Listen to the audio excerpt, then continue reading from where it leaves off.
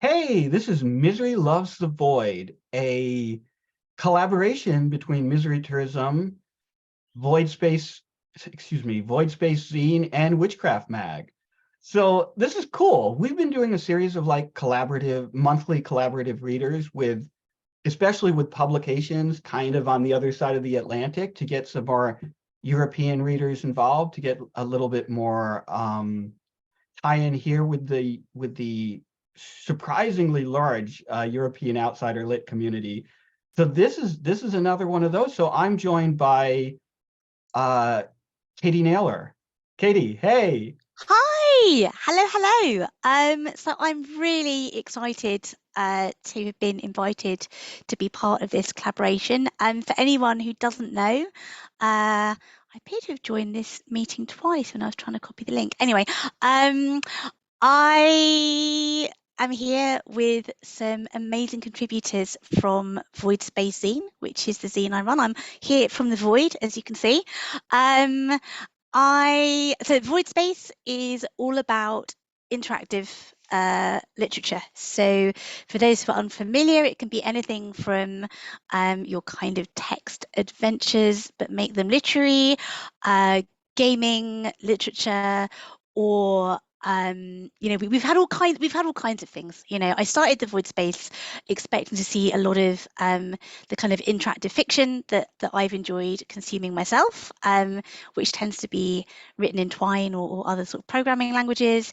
And what has been so wonderful is that people who've never been involved in programming or gaming or anything have really risen to the challenge of writing incredible interactive pieces and showing what interactivity can bring.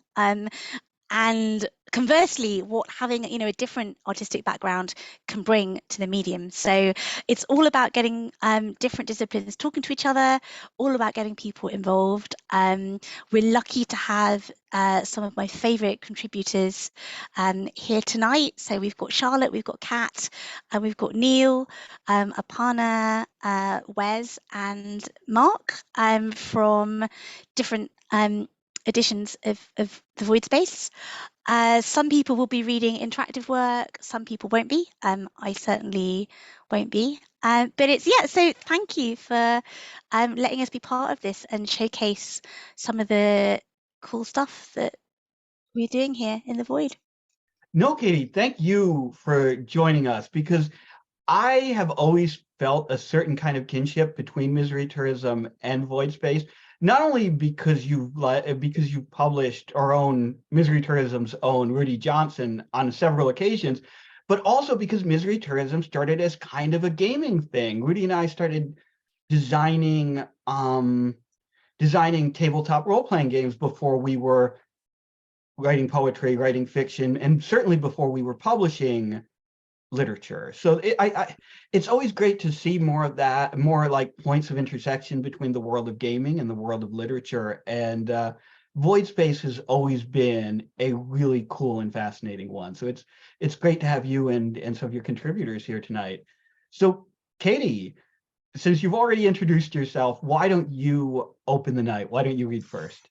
Yeah, fine. I'm happy to kick off. So I'm going to start by reading two pieces of fiction.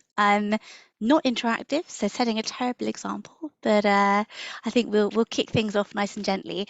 So the first piece I'm going to read is called Miguel Watson.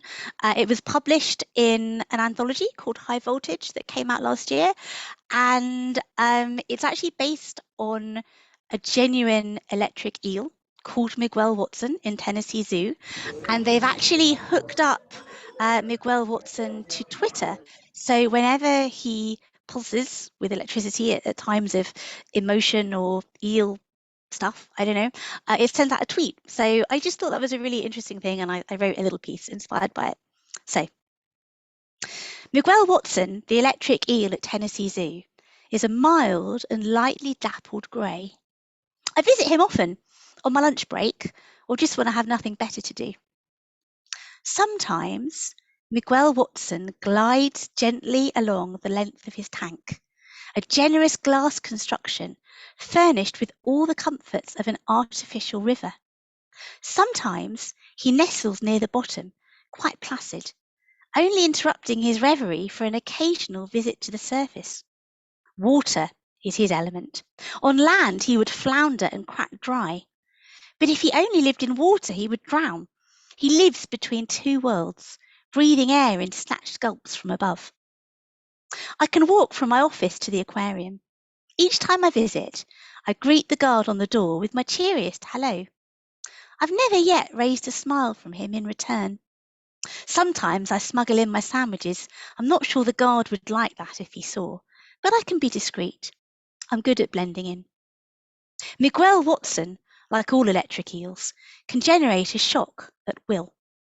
He can emit a gentle pulse to use as a sort of echolocation, or send out a stronger current, 600 volts or more. He could pack a punch powerful enough to kill a person, if only he knew it. Once, I told Ivy in the cubicle next to me about my visits to the aquarium. She blinked and nodded. Is that right? And her bright pink lips twisted into half a smile. I felt the flush crawl past my collar and prickle all the way up to my scalp.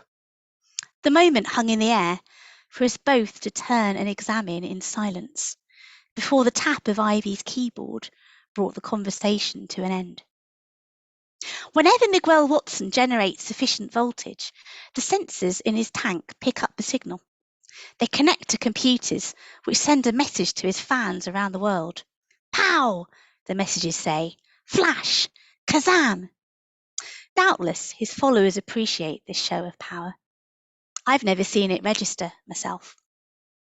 My apartment is small but comfortable. It's got everything I need. A neat white kitchen, a large and well-furnished bookcase, a double bed, and a soft green sofa. After work, I make myself a simple meal, watch TV or read. In the summer, I sit on the balcony and watch the traffic below. Cars and people winding bright trails through the evening light. Sometimes, when I'm lying in bed late at night, I like to imagine that Miguel Watson's current has crackled back to life.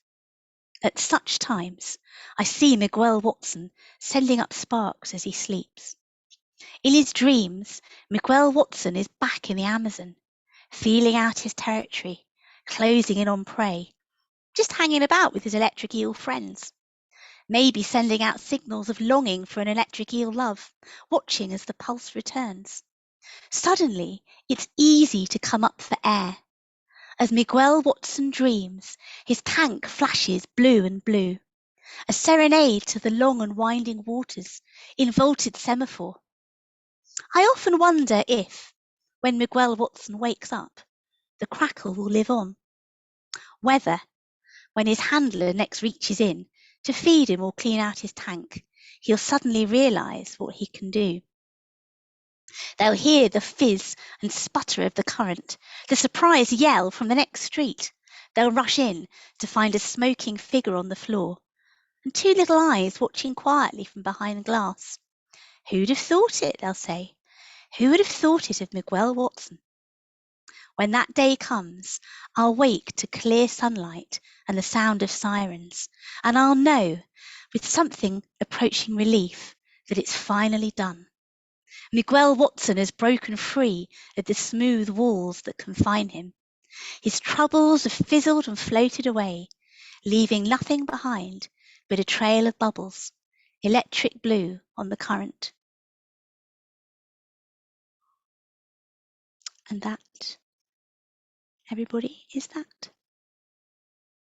Katie, that was fantastic. I love this poem. I love this poem so much because it so perfectly encapsulates like a particular kind of contemporary weirdness that we all live with constantly. Like we live in an age when it's not only possible to have weird internet parasocial relationships with human beings, but also with animals, right? Animals that are oblivious, completely oblivious to our feelings about them. And the way that you craft this like rich and elaborate fantasy about this electric eel based on, based on just like these limited Twitter interactions, right? That it's completely oblivious to. It's just wonderful. It's wonderful in the way that like great like literary flights of fancy are, in that these fantasies kind of tell us so much about the narrator, right? In addition to their subject. And it's just a wonderful, funny little piece. And I really appreciate it, Katie. Fantastic. Thank you. Thank you. Have I got time for one more? Absolutely. Absolutely. Okay. Okay, that's cool. So I am going to read a story that has not been published or even submitted anywhere yet. So it's hot off the press and it's called Merv and Marv.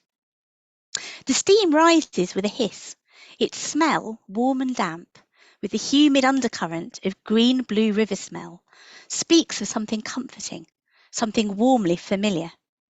Their figures are impressive, even hunched down to fit on the narrow wooden benches in this small room. Their long hair, which they had coiled tight to meet the municipal pool's regulations, runs loose now in shining rivulets down their backs. The towels around their waists, down to where their knees would be, are a ratty greyish-white, frayed at the edges. Look down beyond the towels and, through the steam, if you let your curiosity overcome the awkwardness you feel at looking too long, more people than you think round here have something to hide and they won't thank you for the attention, you'll catch a telltale silver blue glimmer. Gzk. The machinery at the canning plant next door bled through to the steam room. The noise made the walls shake. I dunno, Marv, says one. He screws up his aquamarine eyes in concentration. I'm not sure I do remember her. You sure you don't, Merv? Asked the other. She's the only thing I can remember from back then. Why, she... He starts, looks at his companion sheepishly. Of course, I know it's different for you, what with... Yeah, it was different. Merv reaches out to Marv, places a webbed hand lightly on Marv's arm. But it's okay, I wasn't alone.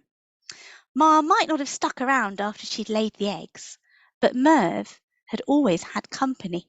Hundreds of us. He smiles to himself. He'd never been short of a brother or sister to talk to, even if he'd wanted to be alone. And there was Dad, of course, sometimes. Merv remembered those visits all too well. The shadow of the fishing boat above, the solemn face obscured by the diver's mask, the tentative hand. Half curiosity, half concern. Maybe the ghost of questioning love beneath the fear. If mine had stayed, it might have been different, said Marv. His father had swum away for good after his mother had given birth. The sight of the blood was too much for him, not what he came from. Marv had seen pictures of his father, his sleek fins and smooth, strong body. He knew his gills are from that side of the family. I wish I'd had that, Marv, what you had, a mother who could hold you in her arms, to be held so warm. Gzunk, went the machinery next door. The lights flickered. It was good. Marv smiled at the memory. She knew how to make me feel safe. It wasn't easy, though, the other kids. Marv could see their faces twisted into jeers now. However hard she tried to help him hide it, however sturdy the wheelchair, however many layers of blankets, hair grown out seaweed long, it was only a matter of time before word got out. Only a matter of time before their things were back in boxes, tied to the rattling flatbed of the pickup on their way to somewhere new. It's lucky we found here, Merv. At first, Marv had remained wary. This place may have been different from the other small towns Marv and his mother had tried to settle in, but it was still a small town after all. Until one night, under a blood-streaked moon, it happened. As the wicker hair crackled and melted, the banners advertising the annual May festival fluttering in the updraft, he looked at the orange-red flame-lit faces around him and realised he was home. I can see that, Marv, I really can. Merv looked down at what might have been his feet, had the tides been a little kinder to his father's ship those long years ago, the wind less vicious. But it's not easy, this place. Gazunk goes the machinery next door. Another batch of tuna canned and ready to load onto the delivery trucks. Merv shrinks down on the bench, hands over his ears. Marv frowns. He tried to get Merv out of the house. It was easier to stay home. The water in the bathtub was warm, and they were safe. Merv had his painting, of course, but Marv still sensed that there was something wrong, a sense of distance, as if part of him were trapped under glass. With hindsight, a trip to the aquarium may not have been the best way to get back out into the wider world. Not after the ghost turtle had let them loose, Sid the fortune-telling squid and Mad Martha and the rest, to exact their revenge. They'd been lucky to escape with their lives, and this trip wasn't turning out any better. I know, Merv, it's not perfect, but it's what we've got. We aren't the only ones who need a place like this. Look at Murray. The guy may be a parcel of eels in a skin suit, but he makes the best of it. Do you think we'd have it any easier at sea? The clownfish would laugh us out of the water, and the sharks. Marv shudders. The great shadowy shapes moving through dark tides haunted his dreams. It doesn't stop me wanting it, Marv. I could see them again. Maybe I could find her. Merv, too, wakes restless from dreams, his 100 brothers and sisters playing in the current, so tiny a guppy could swallow them whole. The seaweed forest they could get lost in for hours, rippled light down from the surface of the water, his mother's eyes round and shining in the dark. You found me, didn't you? Marv blinked his clear grey eyes a little more rapidly. Time had passed. Marv had grown, his wariness had ebbed, and the town had begun to feel like somewhere he could stay. But that retreating tide didn't last. Soon it was replaced by something else, a new need that grew, a trickle at first, but gathering little by little into a rising flood, until its current ran in a surge through his body. He didn't know what it was. All he knew was that he needed to be near water, and he needed to sing. They were far from the sea, its whisper well out of the range of even Marv's hearing. But there was still the river. Marv saw visions of the river, night after restless night, until the weight of his longing was too much to bear. So one night he'd slipped out of bed, listening for the deep, even breathing in the next room that showed his mother was asleep, and wheeled himself quietly out of the house. You found me, more like, Merv smiled. So many lonely nights, so much time swimming in memories, the ocean he'd lost and everyone he'd ever loved with it. Merv had begun to think he'd never find anyone who could bring him back to the soothing water. You were beautiful. Marv remembered the faint blue-green glow that had risen from Merv like a halo that night as he lay on the jagged rocks in the centre of the river, the moonlight flashing silver off his scales. His voice deep and clear over the water. Marv knew then what it was that he wanted as he slipped from his chair and struck out through the chill towards the rocks. And so were they. Merv remembers the small knots of men gathering along the banks of the river as the song rose into the night in harmony. They stood perfectly still, or swayed ever so slightly to the song. Sometimes one of them, with more courage than the others perhaps, or more deeply under the spell, would wade out into the water and get close. No watery doom would meet him, only the kiss of silver as legs and mouths and muscled tails entwined. How good it felt to share each one of them with someone Merv could love. Maybe we could go there, tonight. Marv shifts along the bench so that his tail presses against Merv's. A slow smile begins to spread across Merv's face, as gentle as a ripple of a soothing tide. You know, Marv, maybe we could. Leave the steam room now. Leave the pool behind you and the canning plant next door. Leave the stink of chlorine and the tang of hot metal and smoke, and walk. Down through the street, past the store and the portal to somewhere you'd rather not see. Past the tumble-down outer suburbs and down to the river. The sky, grey-pink and rippling as salmon moving upstream. The dark rocks shining, and something new rising now.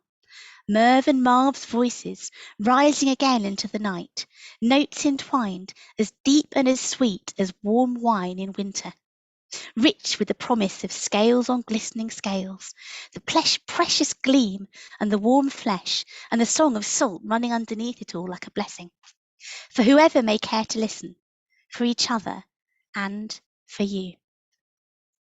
And there you are. Thank you, Katie. I really dig your prose. I have to say, I really dig the way you write prose. It's very subtle, but it's very poetic too. You have a lot of really effective, evocative descriptions. And just like the way, like your turns of phrase in that are really, I think, quite, I don't know, there's a flow seems like kind of an ironic word to use to describe that piece, right? But there's a real flow to the language of that piece, a real like subtle, gentle flow to it that I appreciate. Anyway, thank you, Katie. Thanks so much Thank you. for reading. And also thank you for getting everyone together tonight. Total Um, pleasure. I'm so excited for what comes next. yeah, so am I. Just quickly, if anyone happens to have a friend in the waiting room at any point during the reading tonight, just put something in the chat because we've had a couple of Yeah. trolls come in the last few minutes, and I think I got rid of them, so I'm going to be a little bit more cautious about who I let in. Yeah, you So if you booted have, my friend out.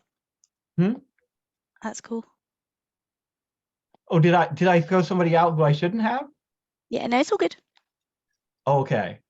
Sorry about that. I had a few people unmute. I had one person unmute and screen share during the thing, and then I had someone else just unmute, so I assumed they were part of the troll. So I apologize about that.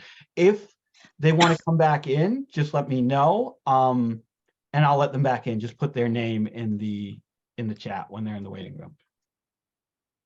So Mark is up next. Hello. Hey Mark, how's it going? Good, thanks. Thanks for having me. And thanks Katie for inviting me.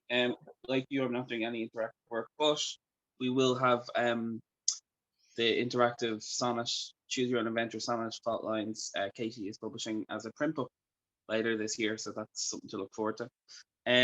So I'm just going to read a couple of poems from my collection Nightlight, which is so dark that you can't really see it, but it exists, and then a little short story.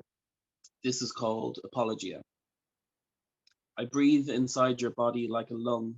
You are aware I'm also breathing out. You close your eyes and try to bite our tongue. You needn't worry. I can always shout across your silences, attempts at peace.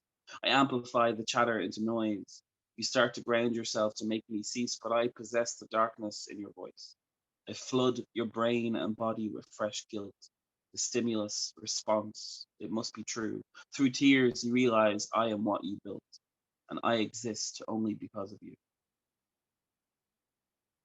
And this last poem from Nightlight is called Dorsal. Adrift in a sea of cheap carpet, the manes of the translucent horses knit around a sail gathering wind. Beneath the cross-hatched fabric, their bodies expand in the darkness, their limbs act as icebergs, as sins. Struggling for grip above quicksand, their mouths mesh looking for purchase as the mast flickers out, flickers in. Breaths shared in time like a life vest. They close their eyes in worship, splitting the surface like a fin. So I am going to read a short story and then I'm going to run away. This is from Expat 5, which I still haven't worked out how to pronounce it as a word. Expat, I'm not really sure. And it's called Weekend, and it made Katie laugh, so that's why I'm reading it. The emptiness of Friday night when it comes is pure relief. After struggling through another week at work when he still isn't well but can't afford to take off any more time, the nothingness is blissful. He stays up until 2 or 3, sleeps in until the same. By this point, the Saturday sunlight, if there's any, and increasingly there is, seems less enticing. Most of the day is gone now. He needs to get food, sure, but that's an errand, headphones jammed in. He buys enough groceries to last him a few days. They will spoil sometime midweek. Saturday night is when it starts. You can feel the barrenness somehow stacked cubic inch upon cubic inch. Gas leaks are often invisible, they say. That's what he is. He had talked to his colleagues in amorphous, shifting mass about what is going on, about how he is sick and that the medication isn't helping. And they tell him that that's terrible, or they offer him generic and often bad advice because it doesn't affect him. They don't miss him when he's not there. The high cubicle walls take care of that. He calls his ex. They can't talk. They are on holiday. They are going through a tunnel. They are at their sister's. He tries to read the books scattered around his bed. He can't focus. He looks up inability to focus as a symptom. He watches a Welsh teenage girl talk about depression. He calls his brother, who tells him it's late and that he'll call him tomorrow. He wakes after lunch on Sunday. No notification. Diffuse muted light bleeds through the glass of his bedroom window, frosted so his neighbor can't look right in. He opens it and sees their opaque window facing him. The wind is barely there. It feels like breath on his neck. He closes the window. He is dizzy to the point of nausea, so he lies back down. He gets under the covers because he lives alone and is an adult and can do whatever he wants. He watches the world through his phone. They are all just recording. Nothing outside actually exists. His bladder forces him to heave himself to the toilet, his stomach to the fridge. He goes into Netflix, but there's nothing new. There hasn't been in a while. He pads around his apartment, willing the nausea to go away, the pain to subside. Preferred pain, they said. Another way of saying they don't know where it is. He stares at the medication his doctor gave him almost a month ago. Suddenly, he runs to the door and opens it, as if trying to catch the world in a lie. The street is empty. The wind rustles the trees. At the base of their trunks are piles of leaves in strange, infected colors. His body lurches with the dizziness of a drunk hitting the night air. He goes in, closes the door, and falls onto the sofa. He looks at the contacts in his phone, at the calls made and received. He filters it to incoming calls only.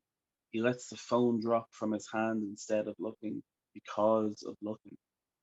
He naps, which is how he presents it to himself, as a nap, not as sleep clawing him back into its depths. He wakes and it is evening. He watches YouTube. He tries and fails to read. He scrolls his phone. He knows he should sleep and that a body needs sleep to function and that tomorrow he will be expected to function. His voice following a script, carefully herding unexpected shoppers through a bunch of false outcomes until he lands on a sale, leaving them with a kind word and a promise that their life will improve. An AI could do much better than his monotone patter, and it wouldn't have any of these emotions or flaws. His brother doesn't call, he doesn't shower. He wakes in the middle of the night to the sound of a loud crash like a meteorite ripping through the center of his street. He checks outside, but there is nothing. He swears that in the morning he will ring the doctor and arrange a checkup. He catches himself praying, but feels too far gone not to go with it. He wakes on Monday morning and decides that he can't do it anymore. All he wants is the stillness that didn't work yesterday, the peace that he tried and failed to get on Saturday. He thumbs in the number for his office. It rings out. He tries two, three more times, but no one answers. He checks in on the world. After half an hour of scrolling, his phone appears to be showing him the world from Tuesday 3 weeks ago. His clock and his calendar hung on his wall so he can X out the days one at a time, show him the right date and time, but everything else is wrong. He tries to ring his office again, but there is no network signal. He goes to the door. The branches are bare, their leaves purple and orange and burnt sit encircling the base. Wind blows them gently in dancing circles. There is no one around. He takes painkillers preemptively and goes back to bed. He wakes at lunchtime and the phone network still hasn't come back.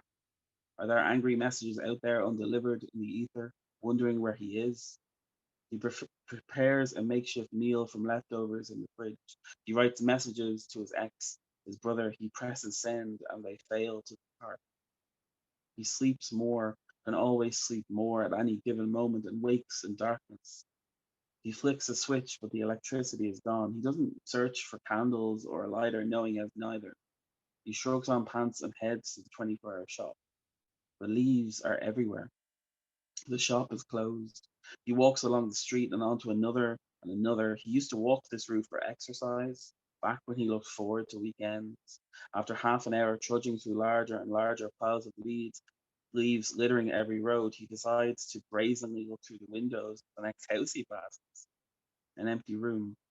He checks the next. Leaves have blown in through an open window, covering the carpet. In another, the fridge door was left open and the food within was starting to turn. He loops back to the shop and breaks the window. No alarm sounds.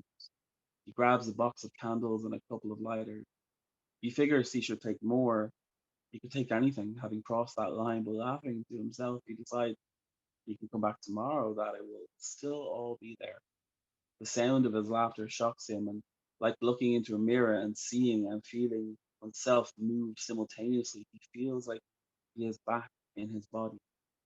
There is a vague notion that things will get worse, and all of this will bring a whole set of new problems. He can push that away. He is an expert at doing that.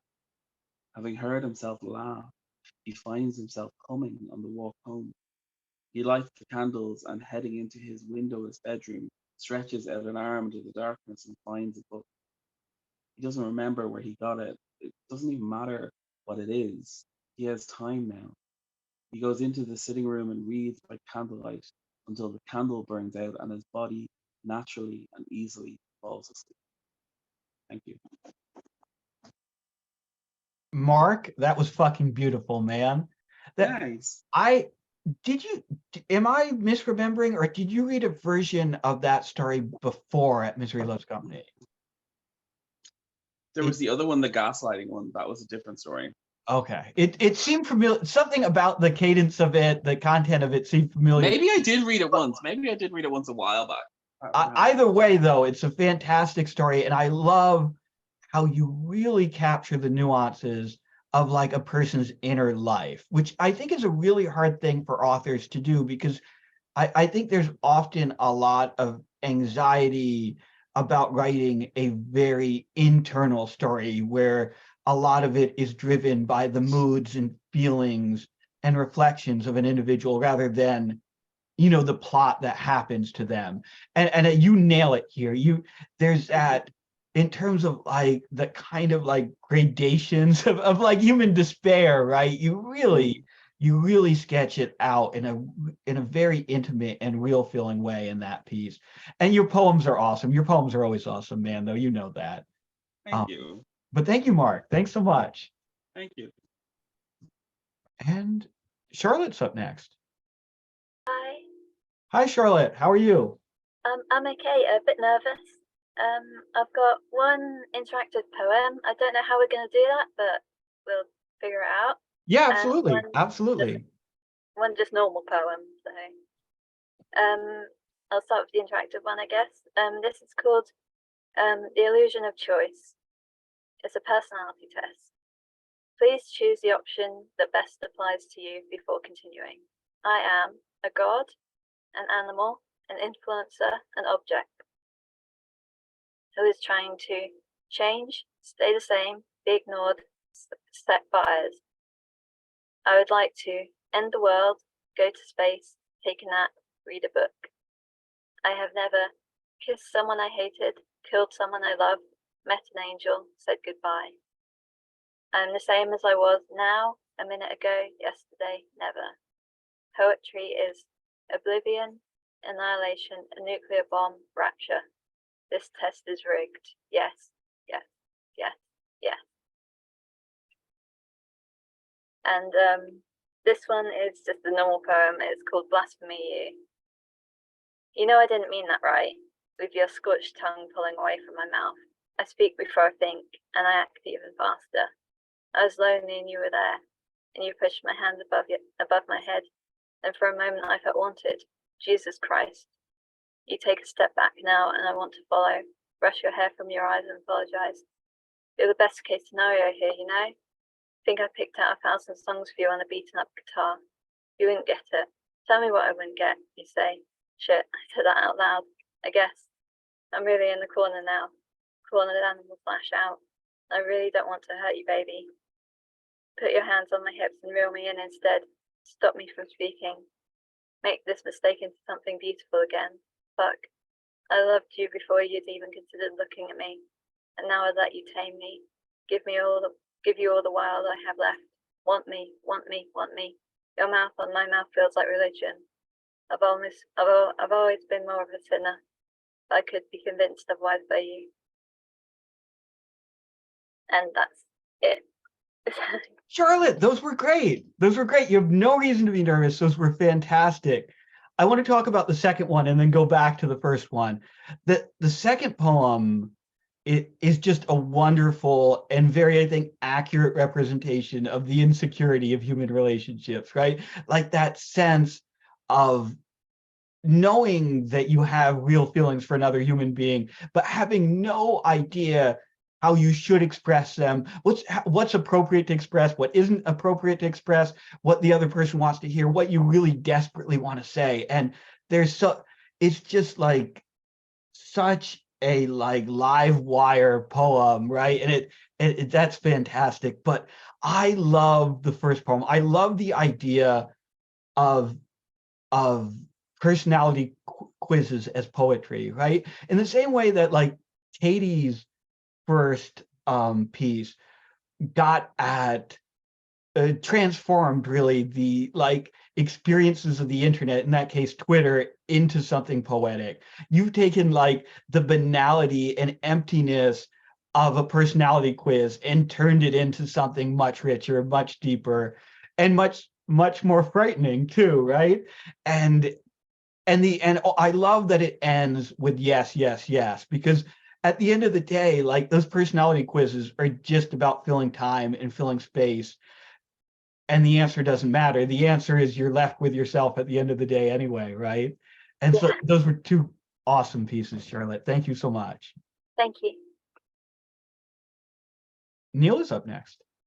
All right, let me just see if that'll share screen, and if not, we'll do something else. You should be able to. If you can't, I can give you the power to be able to share your screen. So see if you can, and if you, oh, you can. Beautiful. Is that working? Good. Mm-hmm. Right. Dinner time at the Café des Lumières. My name's Neil, and I'll be your server this evening. At the Café des Lumières, you sit sipping your drink, staring at the menu. Perhaps you're a regular, or this is a place you've long planned to visit, or perhaps you swore you would not be seen dead here. It might serve your favourite meal, or new dishes you are avid to try, or perhaps the menu has food that on any other occasion you would not let pass your lips.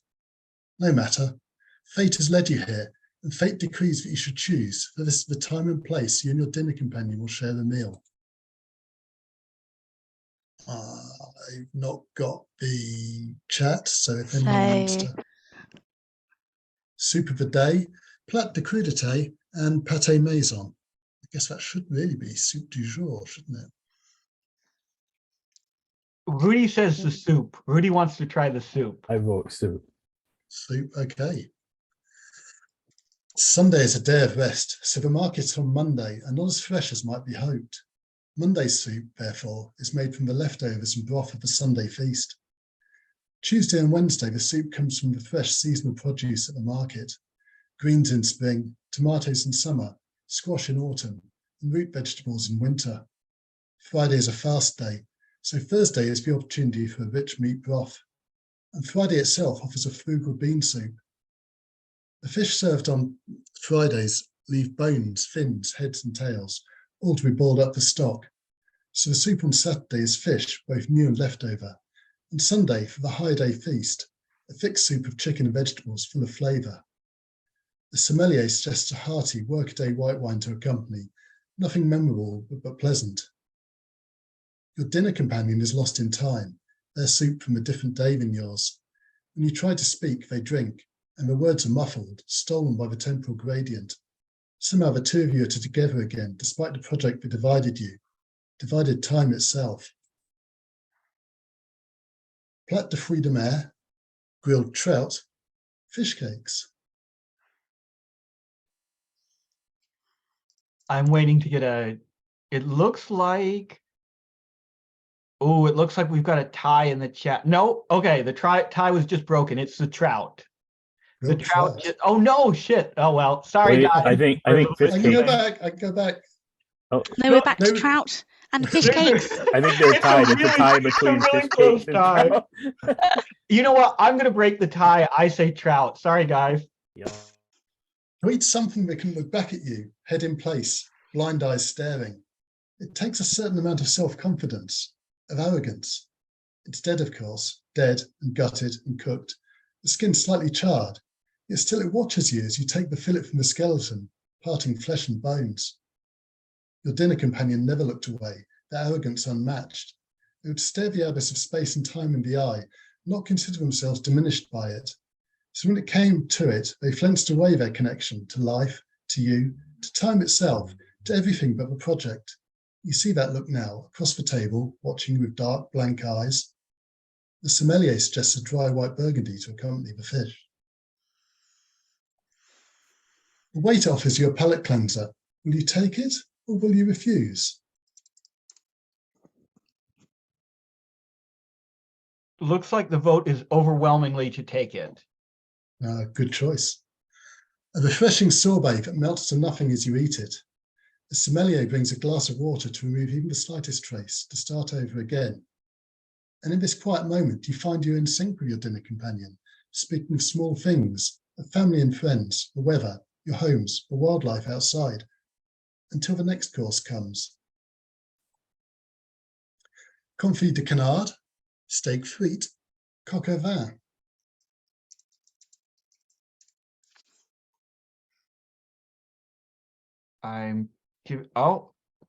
It looks like,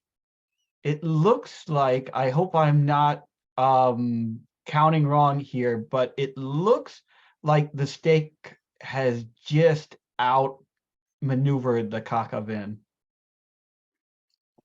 A basic choice, exquisitely done. A piece of beef well marbled with fat, hung for 2 weeks, then cut and cooked quickly on a hot grill and left to rest. Potatoes cut fine, soaked and dried, cooked slowly in fat, then cooked quickly, and at the moment they are done, brought to the table with the steak. You recall when you and your companion put the project into action, a flash of smoke and heat in your mind. So simple, anyone could do it. It relies on good ingredients, following the recipe to perfection, the separate parts moving at different speeds, timed to draw them together at one single moment. And that was the last moment you were together. Was there something wrong, something overdone or under, some simple task not quite correctly completed? Or is this the project, ever in progress, always moving through different timelines, reaching for the moment? As you cut and the juice appears, you and your companion are as close and as far apart as ever. The sommelier suggests a heavy red burgundy. Baked Alaska, cheese platter and creme brulee.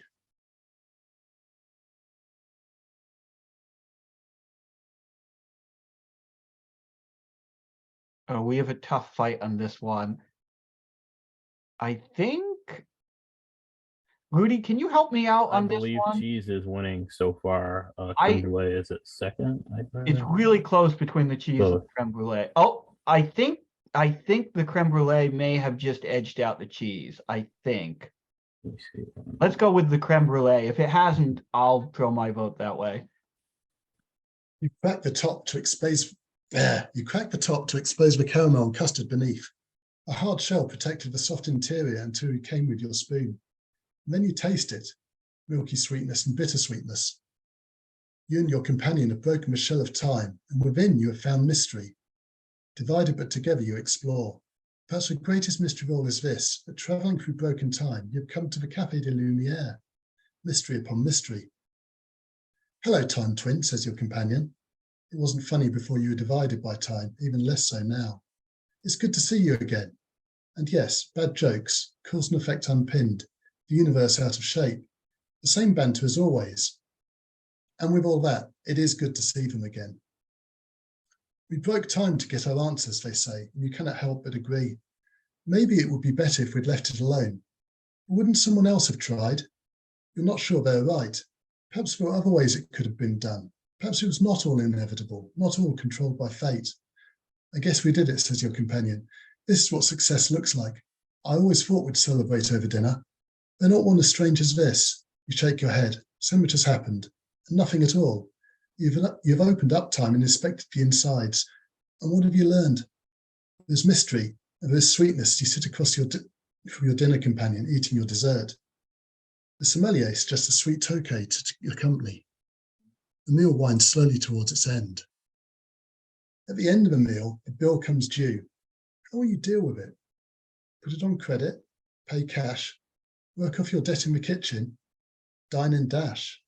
Or perhaps the experience has not been to your liking and you wish to go back and try again, a la carte. a la carte takes us back to the start, and we probably don't have time for that. So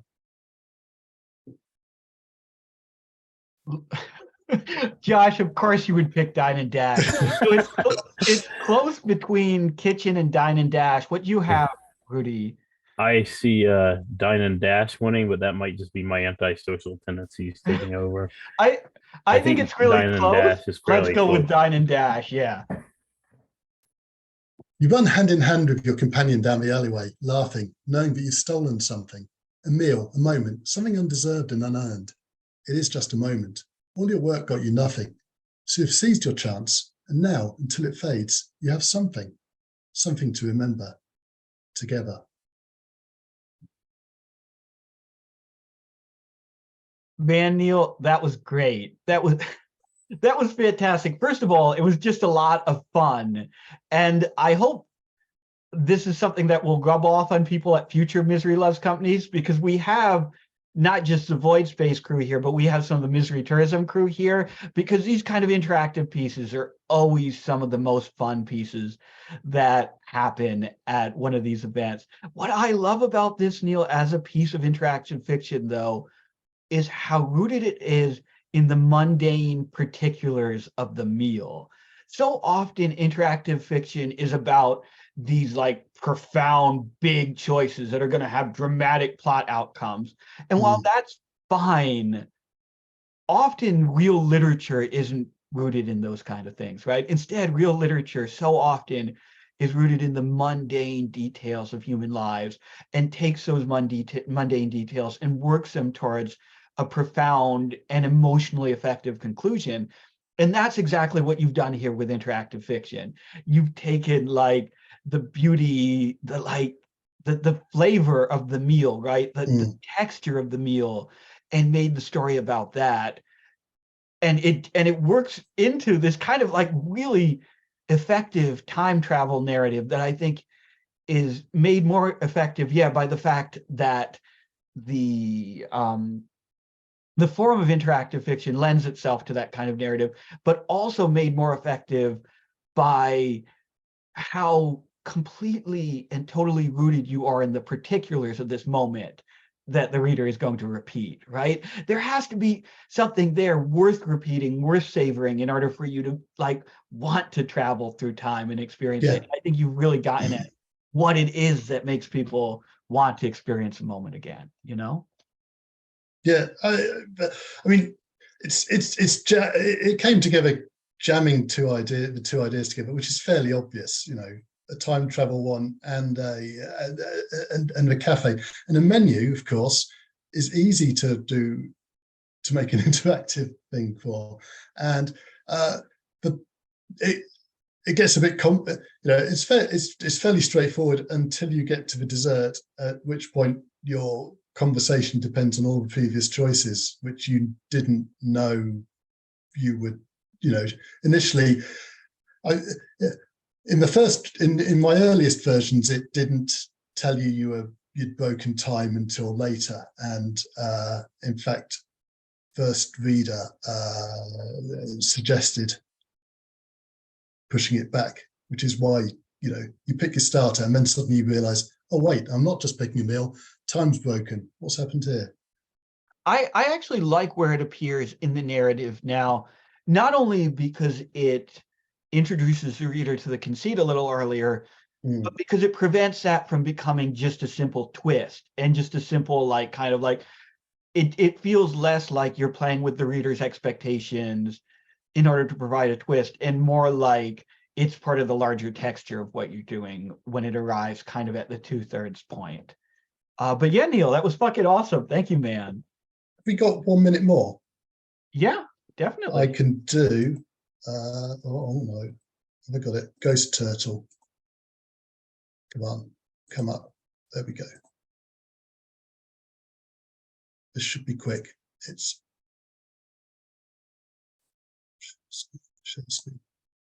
Come on. There we go. A presentation to the Royal Society of Natural and Unnatural. Come on, do it. Philosophy by Dr. Elizabeth O'Leary, RSNUP, RGS. I'll say The ghost turtle is not your bitch. It will swim through every ocean and sea. With all the power of a shellback witch, tide, current and wind, those are the key. It will swim through every ocean and sea, navigating, storm-riding reptile. Tide, current and wind, those are the key. Blunt bullet-beaked head filled with guile. Navigating, storm-riding reptile, can see for miles atop the swell. Blunt bullet-beaked head filled with guile. Don't you know that this is a magic spell?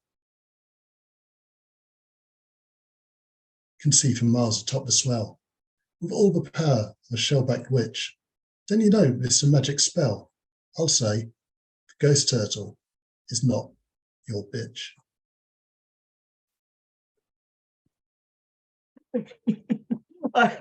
I love the any questions screen at the end. I also really love the pixel art in that. It brings back memories of like playing Oregon Trail and like playing on an old Apple IIe computer. There's so much nostalgia in that style. Did you do all the pixel art for that yourself? Yeah, it's a engine called Bitsy that does it. So that it puts together 8x8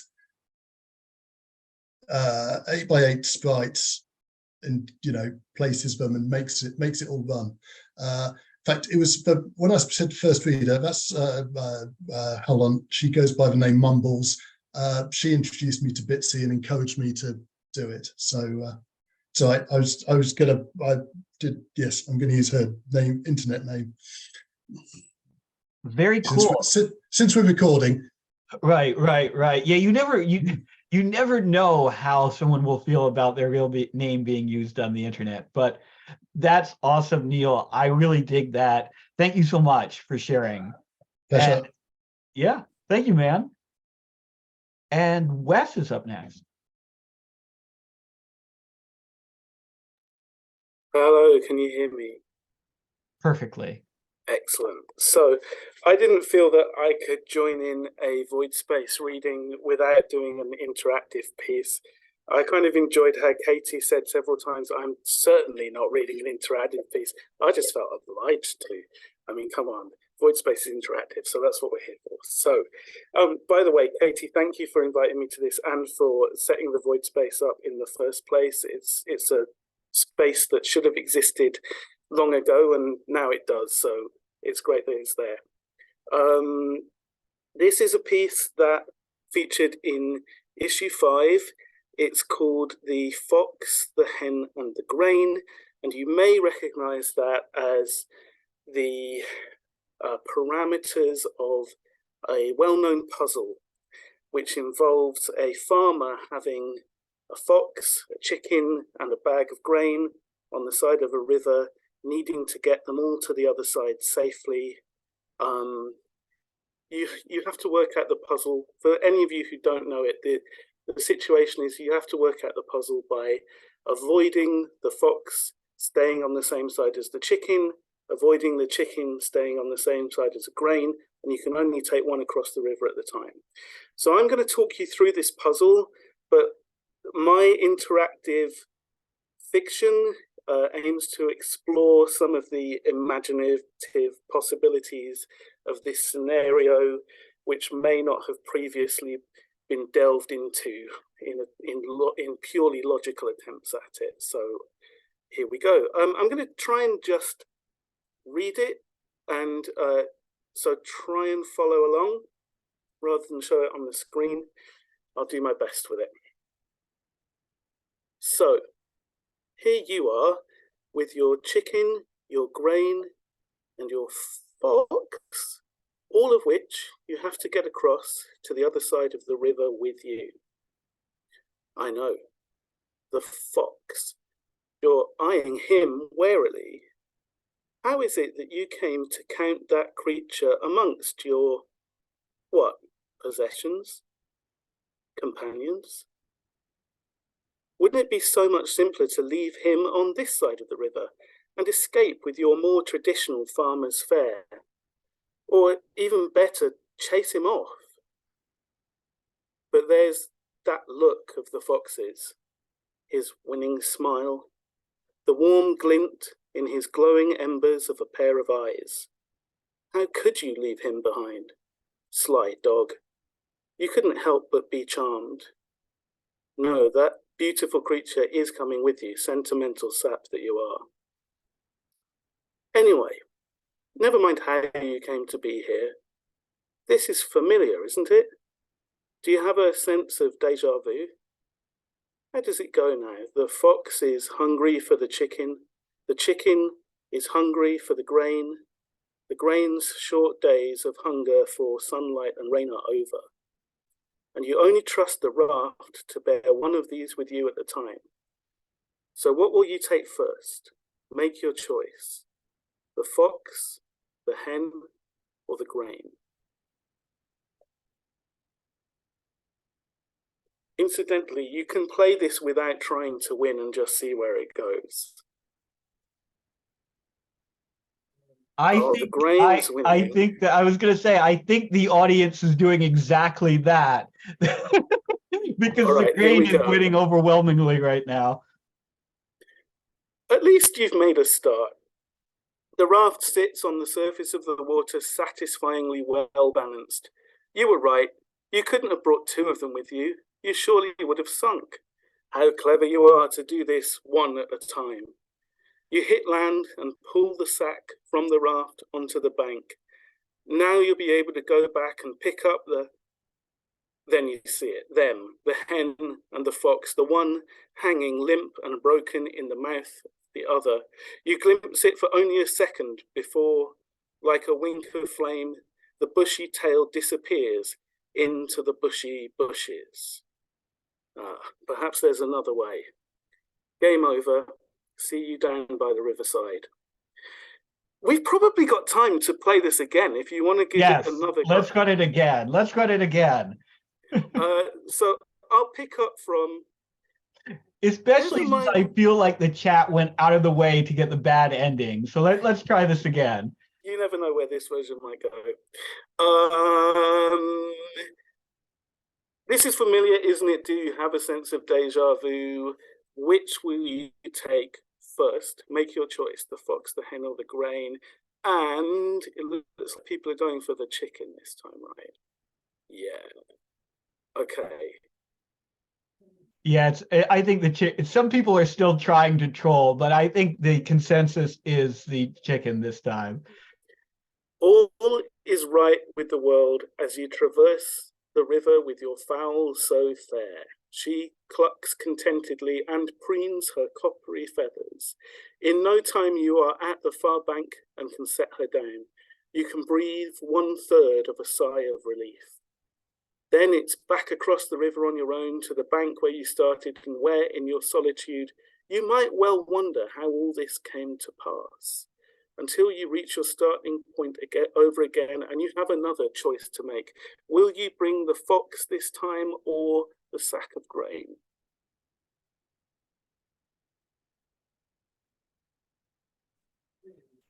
Damn.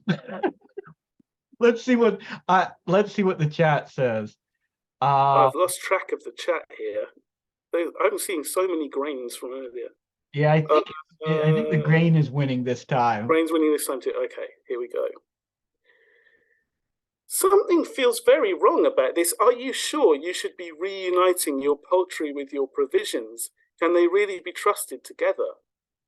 You only have to turn your back sometimes to find Jenny Egglayer pecking inquisitively at the Hessian. 2 more river crossings to pick up the furry member of your crew are bound to see her demolishing it. You can't risk it, can you? What are you going to do? Perhaps bringing the chicken first was a mistake. Take her back and think again.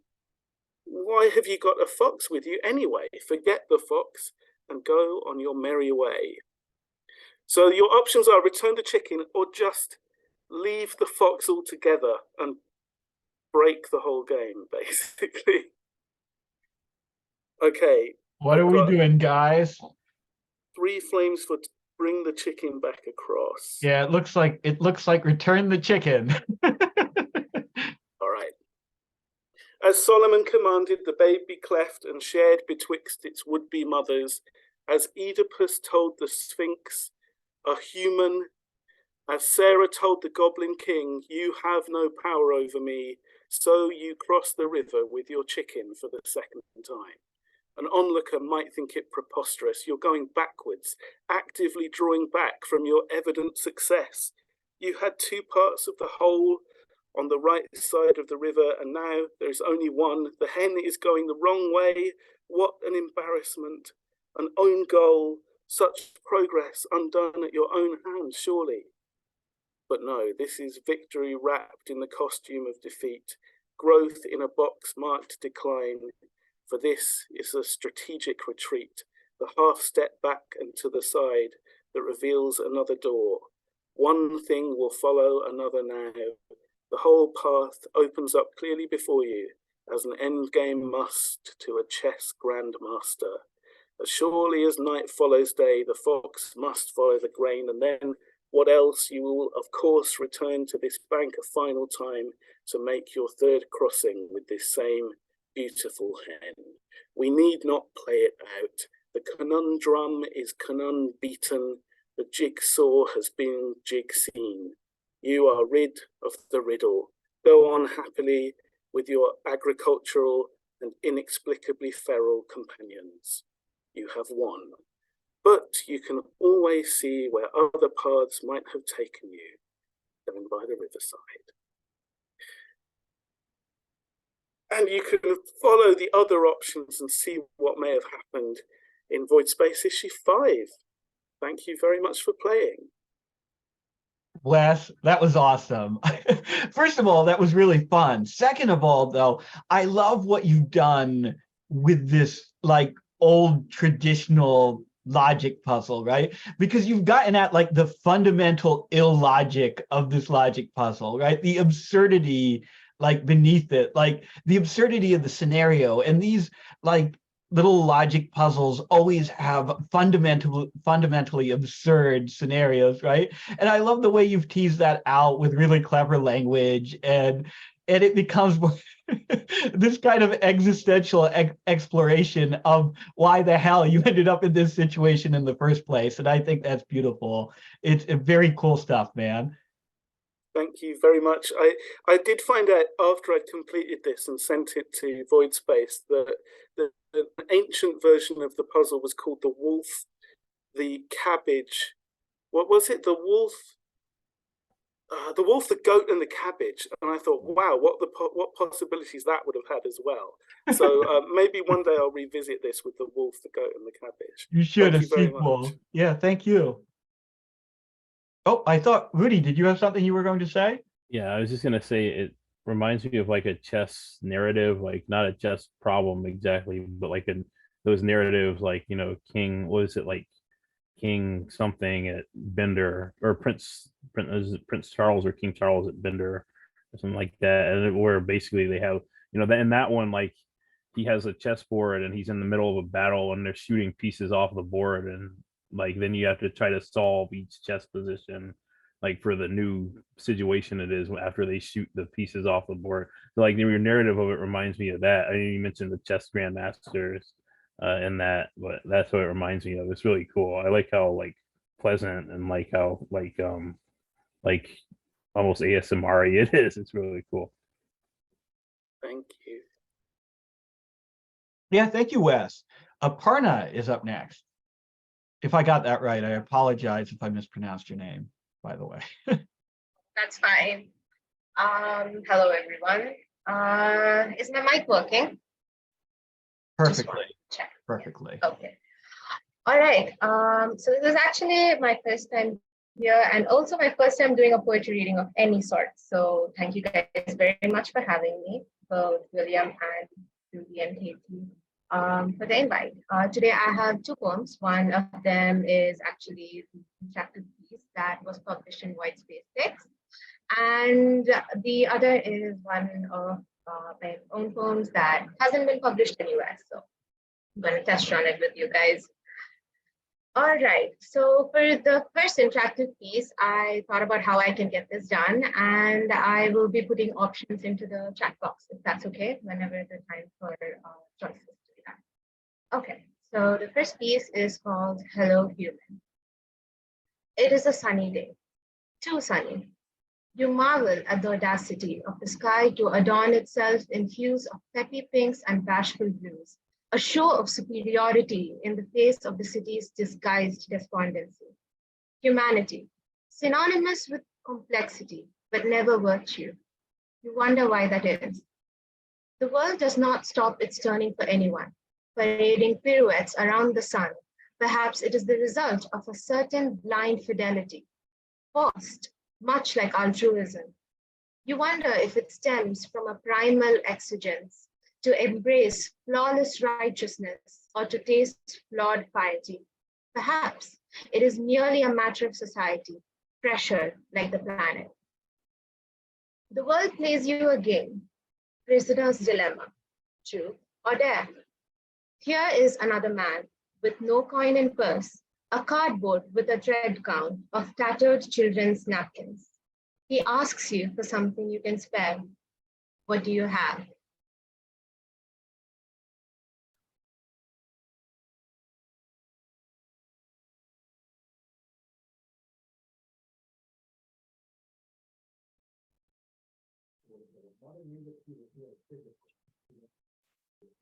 All right, so I think meal is overwhelmingly the case.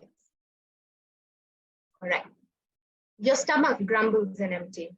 Starvation looks different through the perspective of a missed breakfast.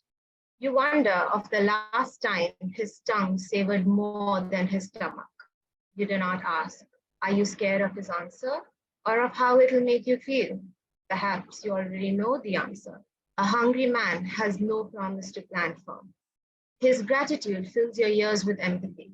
You eat with him. He is human, just like you. Heart heavier than the stomach. Have you got anything else to give?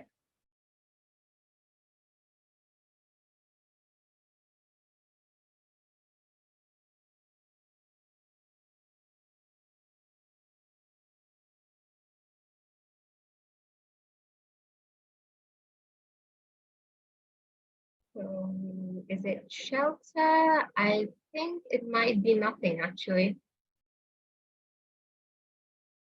All right. You walk away. You can do nothing else. Perhaps a new day will let you try again. So that takes you back to the beginning of the piece. You can explore unexplored options. And every time someone plays it, Let's act as if Shelter won that last one, okay? So that we don't end Okay. that piece prematurely.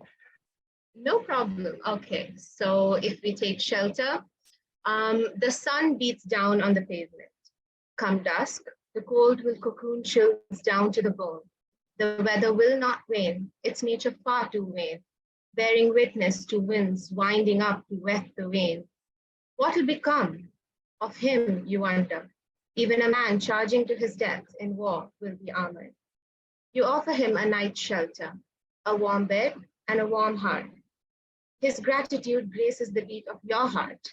You feel good until tomorrow. Gnaws at the edges of your chest, stomach turning faster than your thoughts. Do you find a way to keep going?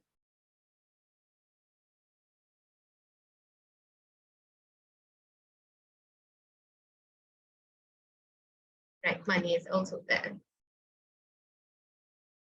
Okay, so we'll go through money. Money makes the world turn at the drop of a coin. Green looks vivid. On the other side, inherent vanitas settles into printed paper, celebrated, castigated. You wonder if it matters which when it is inevitably chased. You pull out your purse and peruse the pockets holding fivers. It's not much, but it'll do. His gratitude gratifies your nobility, merely in character, in title, perhaps not in wealth. Pockets lighter than your heart. Do you indulge in this further? Options, I think, same.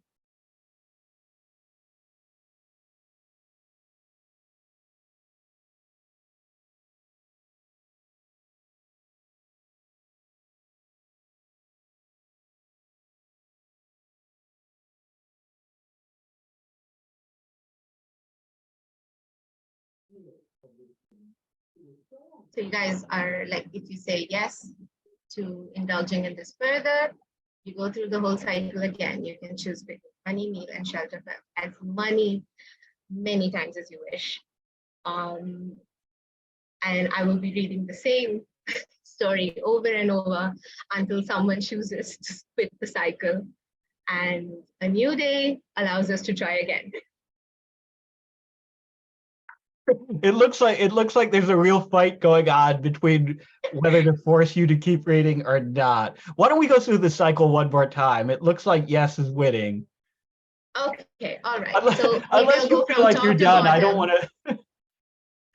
No problem. I mean, this is really why I chose the interactive form for this piece, because actually in the original piece, this option does not, become less in number.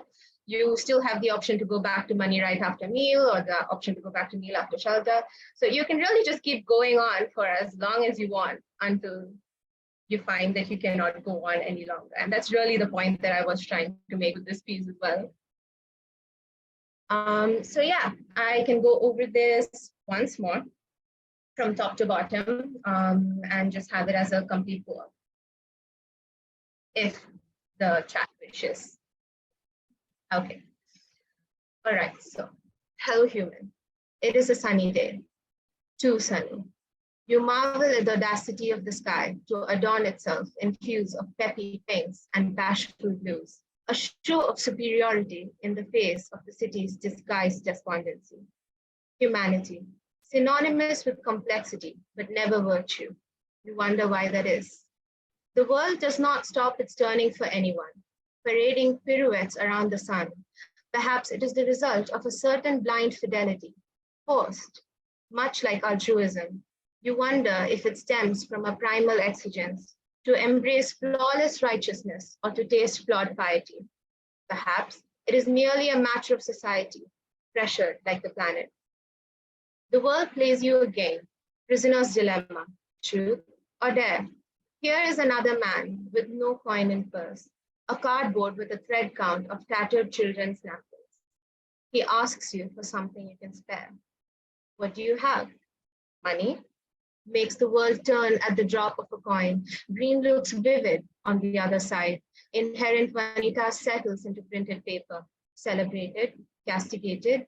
You wonder if it matters which when it is inevitably chased. You pull out your purse and peruse the pockets holding fibers. It's not much, but it'll do.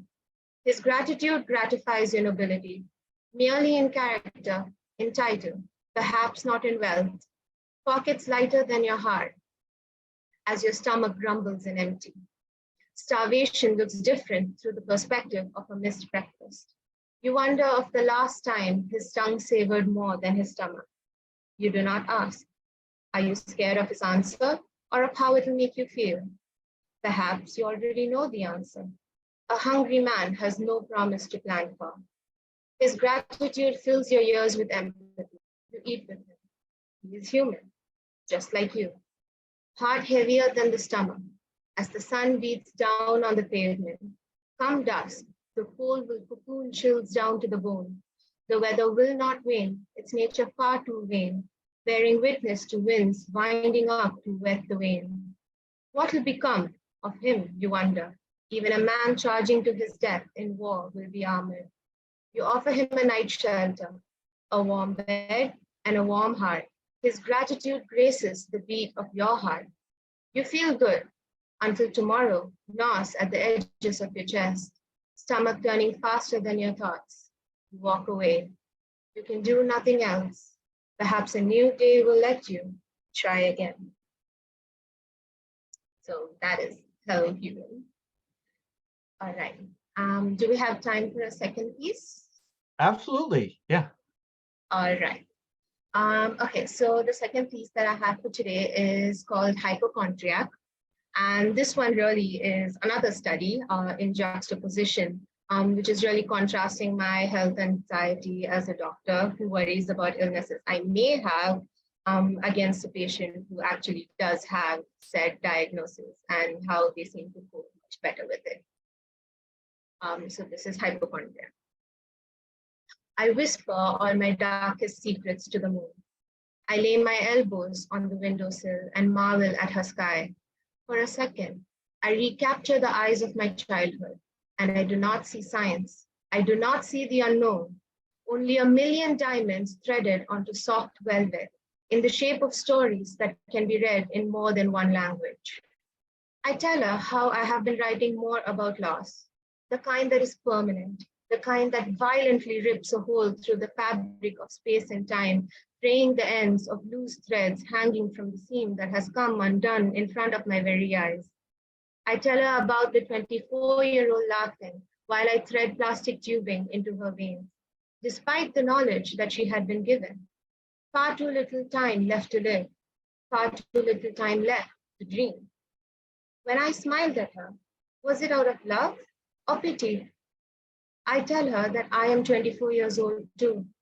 I have so many dreams yet unknown, planted like saplings in the garden, their shoots learning to find the light of the moon and her stars. But my head has been splitting at the seams too, like hers. I tell her, I think I'm dying. Soft silver filters through the window, falling upon a glass half filled, as if to say, drink this water. You'll be okay. Give me all your broken pieces. You'll be okay. Your secret will be written into the stars. The moon will sing you to sleep. In my dreams, I am still in a hospital bed, but laughing. That was Hypochondriac. Aparna, both of those were fantastic. I'm going to talk about the second one and then cycle back to the first. I love the conceit of that second poem. Just the idea of having a doctor who's a hypochondriac. It reminds me of one of my absolute favorite moments in film, which is from Ingmar Bergman's film Winter Light.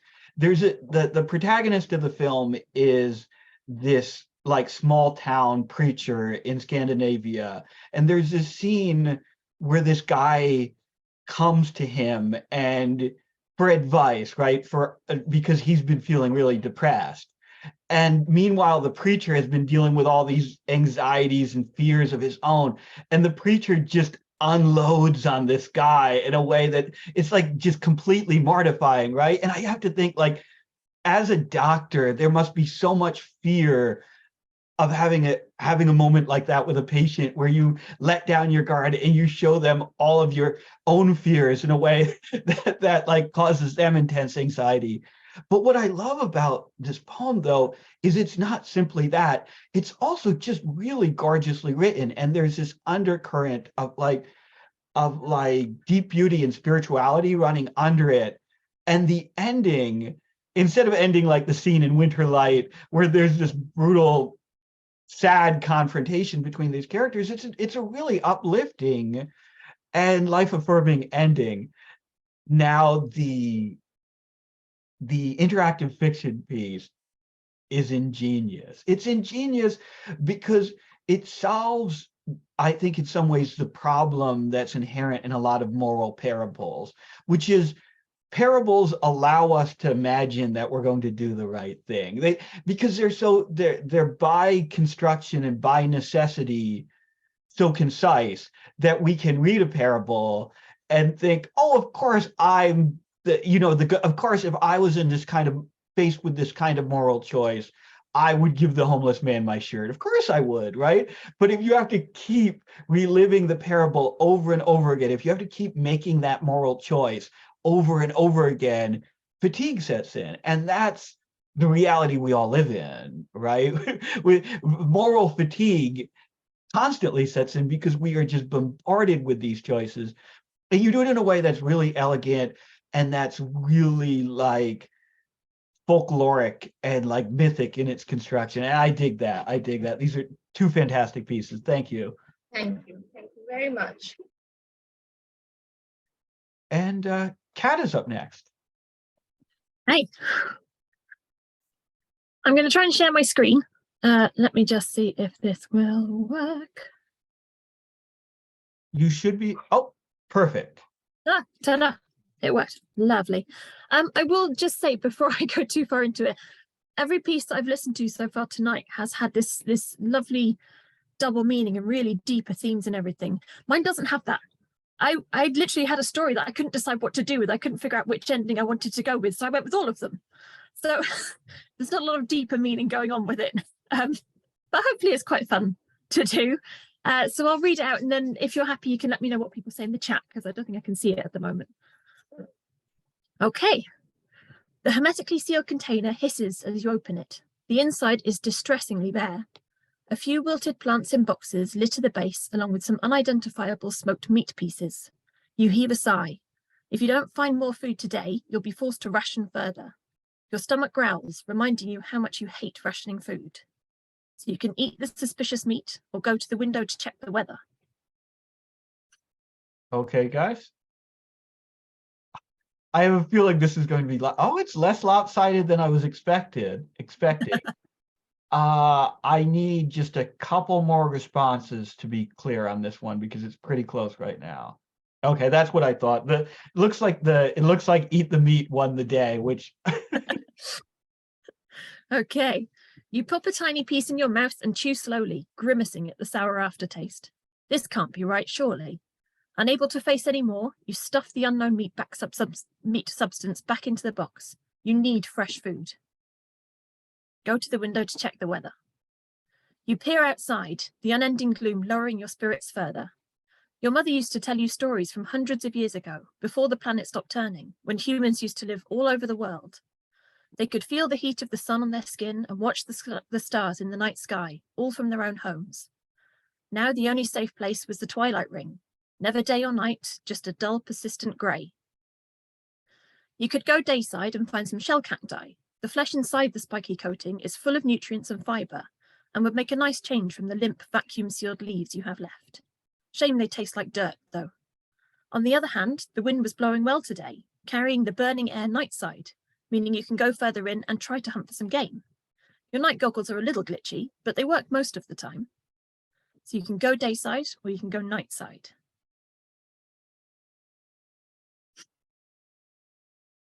I'm just giving everyone. Okay, this is unequivocal.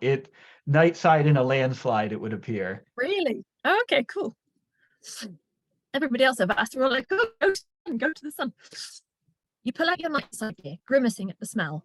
You'd had to improvise when the heating elements in your suit broke and there were no more supplies to fix it.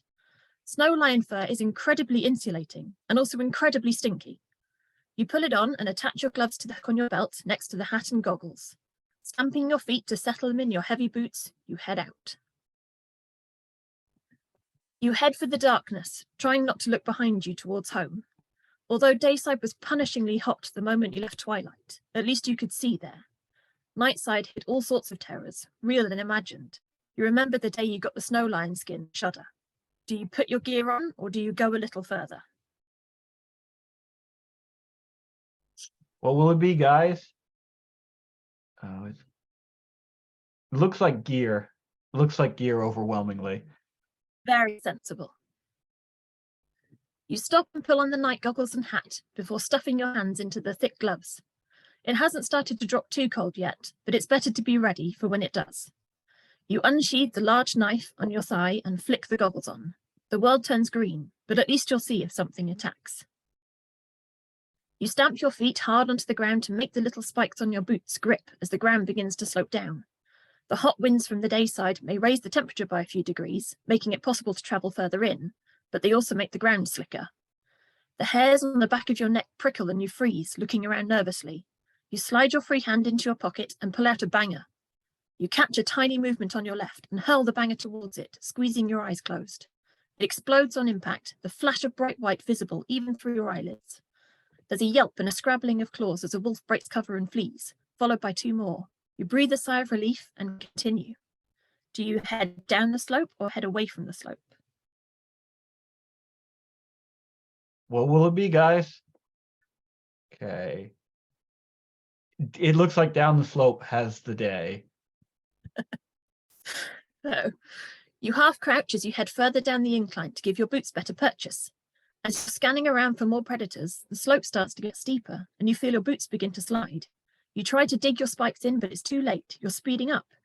You look ahead and see a dark chasm at the bottom of the slope. You fumble for your knife to try to ram it into the frozen ground, but it won't go in more than an inch, and you speed towards the chasm. The last thing you hear is your own scream as you plummet over the edge. You died. Oh no, we died, guys! Guys, you killed us! Do you want to do this one I mean, more we can go time so back we might one. get a better ending? We can go back one choice and you can choose from the slope if you want. There's a few more choices after that still. That sounds great. Let's do that. Yeah, never go towards the slope. It's a terrible idea. You edge along the top of the slope, moving towards a distant cluster of buildings, casting around continually for any more unwelcome visitors. You reach the buildings when you hear a crash. Flinging yourself against the nearest wall, you peer cautiously around the corner. Echoes of arguing voices bounce back and forth across the frozen walls, making it difficult to pinpoint their location. You edge back along the wall to the opposite corner and see a much-repaired quad in the space between the buildings. Hanging from the quad is a brace of lean white rabbits, and you feel your mouth start to water at the sight. Fresh meat. You scan the buildings again and see a flash of movement through the broken window of the furthest. 2 men yelling at each other and gesturing wildly. Do you leave the rabbits and sneak away, or do you try to steal the rabbits? Let's see. It looks like it looks like death hasn't made the chat any less brazen here. They want to steal the rabbits. You've got to try. You don't want to starve to death. You ease back. Oh, hang on a minute. I've skipped another one. Try to steal the rabbits. There we go. You crouch as low as you can and edge towards the quad, keeping your eyes on the men. Halfway there, you spot one of them turning towards the window, and you freeze, heart pounding in your ears, sure you're about to be caught. Suddenly, his companion shoves him hard from behind, and they grapple. You quickly scuttle to the quad and grab for your knife. In your haste, you drop it, fingers clumsy in the gloves. Grabbing it again, you saw through the rope holding the rabbits and hurry back to the cover of the wall. Listening hard for sounds of alarm, you run as fast as you can away from the buildings, panting through a mouth dry with fear. The fight won't last long, and you don't want to be anywhere near them when they discover the theft. You use rocks and dead trees as cover, taking a longer but safer route home. Eventually, you see the sky begin to lighten and remove your goggles, heaving a huge sigh of relief when your home comes into view. You hold the rabbits up in triumph. Tonight you feast. The end. That is the only successful ending, so you did well to find it. We did it, guys! We're not going to starve to death. Hey. Do we want to see the one remaining bad ending here? Oh, there's more than one. There's another one where you get attacked by a wolf. If you go to dayside, you can get killed in an earthquake. There's all sorts of fun things that could happen. Oh, man. Do we want to see the end of this section anyway, the night side section? See how things could have gone if we didn't grab the rabbits? That's not very exciting, to be honest. That's just you'd sneak back home really sad, and then you have to go to dayside and get some cactus instead. Oh. So that was quite a sad one. And I think that's all of the night side ones. Oh, and if unless people want to... Oh, I'm sorry. You could have... No, carry on. No, I was just going to say, and if people want to see the other kind of arc of this story, they can find it on Voidspace, right? Yep, it's in Voidspace 6. That's awesome. So, Kat, thank you so much. That I know you said, oh, this isn't as this doesn't have the deep complexity of the others, but it's extremely well written. What I love about this piece is how visceral it is. It's a story that's fundamentally about survival, and you make every choice feel hard, right? You make it doesn't feel like a light adventure story about surviving in the wilderness. Every choice feels nasty. Every choice feels like a choice between hurting yourself one way and hurting yourself another way. And you really get that agony of starvation and the agony of hard choices. And I don't know, it really rocks. Thank you so much. Thank you very much. And Brandon's up next. How's everyone doing tonight? Great pieces from everyone so far. Happy to be here. So I'm going to be doing something that I don't do very often, and that's going to be reading a revision of something that I read a couple of months back, along with the chapter that follows it. So, chapter 1, Dream. Life in the dregs of Enselden's 7th Ward was tough. If it wasn't bad enough that no one had the kind of money it took to get out, The regulated rain runoff from the upper city was always there as a reminder of how far you'd fallen. They didn't have the runoff to deal with. They had sunlight and they had clouds. They had fresh rain and a cool breeze. Most importantly, they had hope that even if they had to be refugees from all the disasters beyond the city, they could at least live comfortable lives. Elias was one of the lucky ones at the start. He grew up with a nice Elorian family in good standing with the Church of Eternal Light. His uncle Zane was the High Inquisitor. That was enough for his entire childhood to be spent rubbing shoulders with the city council and mercantile dignitaries. He'd met most of the elite by the time he'd finished school, had everything paid for so that he could get a good job as a clerk for the Inquisitors, and was set to be married to the daughter of a wealthy family of silk traders from the western city of Ardor. But all that went away. His betrothed was a regular on the terrace. His family was always worried about his reputation being tarnished by the wild parties she brought him to. Elias never gave them too much information, but he also denied them any heed to their concerns. He wanted to live the life that they desired for him. He wanted to do great things and help the Inquisitors protect the city, but he was young and wanted to enjoy being young while he could. Now he lives in the dregs. His family disowned him when he came home stumbling, giggling, and reeking of exotic perfumes and various concoctions staining his clothes. It was unseemly. Worse yet, it was embarrassing for his father, who had scheduled a brunch meeting with a member of the clerical management for him that day. Gone was the life of muted luxury and comfort. His betrothed was appalled by the sudden loss of wealth and influence, and stopped answering his calls or his letters.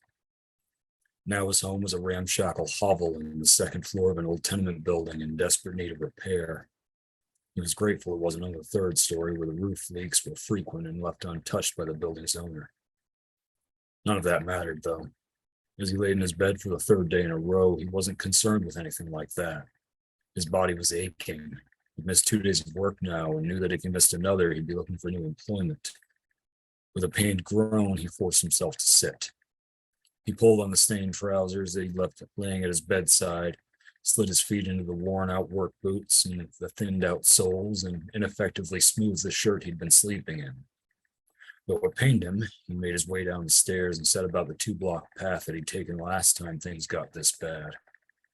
Wincing bodily, he knocked on the door of an old building, the walls pockmarked with age and mold, with the jambs of the doors and windows painted brightly with hues of orange and red that ebbed and flowed like water. "What's the word?" came a gruff voice, sharp and somehow shrill despite the hoarse rasp, like nails scraping on slate. "Dream," Elias replied weakly, leaning heavily on the frame of the door. He didn't have to wait long, as the cacophony of half a dozen locks being turned on the other side precluded the door slowly opening. The familiar face of the Theraneer doorman greeted him. It was far from a comforting familiarity, though. The narrow, beady eyes and sharp nose that sat above the ratkins protruding incisors framed by the waxed and stylized mustache offered no comfort, no consolation. He was a squat, wide-bodied man wearing dirty brown canvas vest and trousers resembling the fatigues of the Cerosians. He smirked at the fallen noble's disheveled appearance. "You got the credits, or do I have to run you off again?" "Yeah, I've got them, Dees. You gotta let me in. I need a fix." "You're lucky we got a bed open. Get your ass in here." Elias shuffled in, keeping his arms tucked to his sides and crossed over his stomach. He was greeted by the same blue light crystals dotting the walls that gave everything a soft haze in the ambient smoke that billowed about. He already knew what to expect.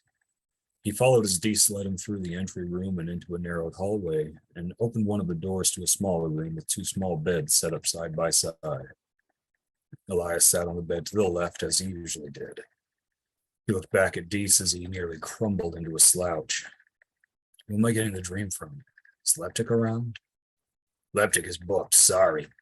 Good news, though. We got a new donor starting today, and you get to be the first recipient. Calls himself Bipod. Talent scouts say he's a good trip." "Doing untested? I don't know, man." Elias's heart sank. He knew what the dream was like with Leptic, and that was what he needed right now. Dees furrowed his bushy eyebrows together, making his already beady eyes narrow further. "It's either the new guy or we can hook you up with Frantic again. She's free right now." Elias shuddered and clasped a hand over his left side in memory of the last time he linked up with Frantic. He wasn't fully convinced that his rib cage ever healed properly. All right, bring Bipod in, I guess. Dream is dream, but Frantic's wasn't right. You got it, kid. Wait here, I'll get him. Dee stepped out, closing the door behind him, as if this were a medical clinic, affording privacy like a professional would, even in a drugged den like this. Elias sprawled back onto the table, fluffing the tiny pillow and gingerly drawing his legs up to the mattress as he wound up slightly on his side facing the center of the room. After several minutes, he was starting to get anxious. The stocky Farinir opened the door just as the nerves were starting to take hold. In walked a young woman with the side of her head shaved and the rest of her jet black hair worn long. Elias recognized her as one of the administrators, a technician who knew how to facilitate the dream transfusion, but she was one that never talked much. She worked on him 10 or 12 times in the last few months, but never introduced herself. She sat on a small stool in the center of the two beds and unfolded a roll of implements across her lap. Moments later, the donor shuffled in, a short figure in somber black clothing with a wide-brimmed hat covering most of his face. The Ixnir were always a strange sight to behold, half the height of a human with boldly colored hair and ruddy skin, misshapen faces that weren't meant for the physical world, contorted into whatever form they had when they crossed into this reality before being trapped here. Elias had a lot of sympathy for the plight of the goblins, but he had a greater appreciation for what they could deliver. Bipod?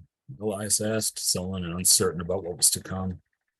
Yeah, the figure in the hat replied, hopping up onto the other bed before lifting the hat away and settling it on the bedside hook. Braided hair and tangles of black on the right and vivid pink on the left, more adequately representing dreadlocks than meticulous braids, fell out across his narrow, seemingly malnourished shoulders. One of his amber eyes shone brightly, while the other seemed to have been plucked out, leaving behind an empty socket. His voice was flat and rang hollow in the ears of Elias. Dee says you seem a little wired. You won't be for long. Good, thanks, Elias muttered, but before he could engage in further small talk, the administrator tapped an IV into his hand and shifted to bring the other end to the hand of the Ixnir. 2 lines of tubing stretching across the 3-foot gap between beds. He knew that all of the goblins had a mental schism stemming from being torn from their world, and that each particular quirk changed how the dream would feel, but before he could ask anything of Bipod, his head swirled and he felt his body go limp. The dream was the antithesis of everything his Elorian upbringing stood for. It was the surrender of structure. It was the order upset. It was discipline broken. The lights on the walls seemed to begin to flicker and fade as his eyes listed halfway into his forehead. He languished and luxuriated at the same time, his senses flooded and starved simultaneously. This was what he was craving, forgetting everything that brought him here for a few short moments. Every fiber of his being tingled and hummed as the transfusion fully took hold. The feeling was exquisite as the pain and the stress fell away into the depths of his mind just as it had before. His body relaxed into the mattress and the pillow, and even an attempt at his favorite fetal position went defeated as his tension-free muscles went slack. It felt good to let go, even for a moment. He knew that he was just waiting for the slumber to settle in, to take him away for a few hours, but instead his eyes remained open. His gaze fell forward, flat and devoid of interest. He wasn't drowsy, no matter how tired he felt. He wanted to ask the technician a question, but he couldn't muster the words. Even breaking his gaze from the empty space and the dented plaster of the wall felt like too much effort. In the periphery of his view, he could see the tubing connecting him to the goblin across the room, a river of red leaving his arm, a stream of blue leaving his donor. Everything felt like Bipod's voice, hollow. The technician stood up slowly after securing the transfusion rig and walked softly out into the hallway. The room seemed to fade from his vision. Rather than losing shape or form, it was the colors that fell away first. Everything went pale, almost pastel, before cooling to shades of gray. It was the light that slipped from him next. Shadows darkened where the lamps failed to reach, as though through half-lidded eyes, despite his own remaining glued open. He couldn't think about how long he'd been lying there. It could have been minutes, it could have been hours. He wasn't sure that he cared. Suddenly, he felt something change. The growing shadows started to loom and twist, coiling in on themselves. His heart skipped a beat, then another. The shadows seemed to form shape, hideous grinning faces with leering eyes narrowing toward him, licking their lips intently. His pulse began racing, pounding in his head and in his chest as he saw the goblin rip the tubes from his arm, leap off the other bed, and run out of the room with an enthusiastic and mischievous giggle. The shadows vanished in a flicker, eradicated by a sudden burst of color. Not the colors that existed before, but vibrant fluorescent tones that felt so bright they seemed to glow. His world was alight with a fire he'd never imagined possible, and yet still Elias couldn't move. He couldn't make himself move. All that Elias could focus on was his motionless limbs as his head swirled and he desperately wanted to get out of the bed. His pulse hammered all around him, almost as if his ears were being used as a drum. Something was wrong, something wasn't right, something was happening, something snapped. He was desperate, he needed to get to help, but there was no sign of the technician, no sign of Biopod, and no sign of Deese. With speed he could never remember possessing before, his upper body shot up off the bed and propelled himself forward to stand. His breath caught in his lungs as he tried to cry out, managing only a weak gasp as he fell down. His legs never met the mattress, never got under him. His arms never had any strength to catch him. His head impacted the concrete floor, the soft skin above his hairline splitting open and rupturing an artery. His head swirled. Color returned to its normal, mundane state, but everything was vermilion save for the lamp hanging above.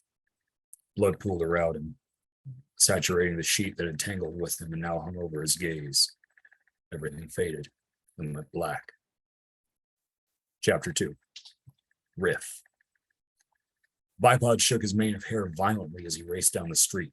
He hadn't felt this good in, well, he couldn't quite place how long. It had been a while. He felt so cut off from everything for so long. Shuffling around without motivation, without desire to do anything. This was what he was missing. He lived for these moments. Ever since he fell from the land of dreams, he felt pulled through the cycle of sensational famine and feasts. All of the Exeneer have their struggles. This was his. His amber eye twinkled as he propelled himself at breakneck speeds, bounding down the sidewalk and taking every opportunity to launch himself off of any debris in his path, laughing all the way. Garbage cans became hurdles, broken stoops became trampolines, mailbox supports became trapezes. The dregs were like a playground, and he wouldn't hear otherwise. As he rounded the corner, he spotted a bakery stand up ahead. His lips twisted into a toothy grin, revealing the slapdash collection of teeth that seemed placed more like haphazard gravestones than a proper fence, and he licked his lips. Timing his sprint carefully, he hurled himself up onto the table of baked goods and reached down to swipe a fresh loaf of rye without a pause in his momentum. And a thought struck him. He forgot his hat. Distracted just long enough, his footing caught on a basket of sourdough rolls. He tumbled forward, casting breads and pastries in all directions as he himself spilled to the ground in a heap. He rolled himself to a knee with a groan and shook off the daze just in time to hear the shop door slamming shut. "What do you think you're doing, you little shit?" bellowed a large man with a reddened face, brows knitted together with rage. The heavy canvas apron draped over his broad torso was heavily dusted with flour and spotted with grease. Bipod rubbed the side of his head in pain, but did his best to shake off the daze as he looked up at the baker. "Grabbing a bite?" "I've had it with you fucking goblins always running around here like you belong." The baker stormed back into his shop, letting the spring on the door slam the wooden frame shut against the jamb. As Bipod slowly got to his feet, the man returned holding a large steel cleaver across his rotund belly. "What's that for?" the Exeneer exclaimed, amber eye going wide in concern. "Defending my shop from thieving little bastards like you." The baker raised the weapon and surged forward, swinging the hefty blade in a downward arc. Bipod was quick, rolling out of the way gracelessly, nearly toppling himself over, but causing the blade to bite down into the concrete instead of his skull. Darting to the side and scrambling his way down the street and around the corner as fast as his feet could carry him, his heart pounding in his chest, he ricocheted from light posts and mailboxes, ducking under tables and tipping garbage cans over in his wake. He could hear heavy footsteps behind him. Not wanting to find out if he could dodge another swing, he knew he had to hide. Through the open door of another shop he went, into a darkened sales floor with an array of tables set just above eye level for him. The air was heavy with herbal mixtures and wisping smoke. Not stopping to even catch a breath, he scurried his way through table legs and across the heavy rough rug strewn between. Slipping past the counter, he found a hallway that led to a door on the outside of the back of the building. Perfect. Moving as quickly as he could, but starting to realize there was a nagging pain in his ankle, he snuck out the back, finding that the alley was largely fenced in. Bipod knew he was in the clear, so when he got his eye on an overturned flower pot, he saw a chance to have a seat and catch his breath. Slumping down on his elbows, he let out a slow sigh of relief. Taking appraisal of his surroundings, he noticed a small structure near the building, a bit taller than he was and twice as wide. A few wooden crates in the corner, some unimpressive plants that looked like they needed more than the artificial light the dregs could provide, and 2 small round steel dishes. Huh, he thought, must be dog owners. That was when he felt the dampness touch the back of his neck. Ah, shit. Bipod cautiously moved to stand, only to be rewarded with a low growl from behind him, slowly turning his head to the left to get his eye where it needed to be. If this was a dog, there was something else in its bloodline. Dogs aren't supposed to be this big. The shape was right, but something felt wrong. Doing his best to be careful, with a strong suit, he started to take a step away, but the beast quickly bared its teeth. Time to move. He ran for the door, finding that it had locked from the inside. The beast lunged. Bipod rolled to the side. The beast struck the door. Bipod made a break for the fence. He couldn't find footing to climb. The beast lunged again. Bipod ducked and darted for the flower pot as the massive hound shook off the second impact. Using the pottery as a launch pad, he propelled himself midway up the back fence, caught hold of the top, pulled himself over just in time to feel the breath on his ankle and the tug of teeth on his pant leg. Gravity to the rescue. Losing momentum, he fell downward, slamming himself against the fence but on the side of safety. The fabric tore away, and even as he landed with a thud, he could hear the beast do the same. Unfortunately, as he looked up, he saw the baker also in the alley with a lit cigar hanging from his mouth, cleaver still clenched in hand. Bipod caught the awkward squawk that attempted to leave his throat. Turning and pushing himself gingerly from the ground, hoping to make no further sound, but 2 steps into his attempted retreat, the hound began barking, and he saw the baker's gaze turn toward him. You again! The baker lurched into motion, rushing toward Bipod, and the engineer knew he had no choice but to take off running again. His ribs ached and his ankle flared in pain, and his breath was getting tight, but he knew he had to keep moving, and he knew that he was faster than the big man. Out into the street he went, dodging some of the moving traffic. Spotting the open trunk of a nearby lift vehicle, he darted across the street, pulled himself over the ledge, and rolled inside, pulling a rumpled sheet of canvas over himself and clamping his mouth closed to stay quiet. One loud thud of metal on metal later, everything went dark.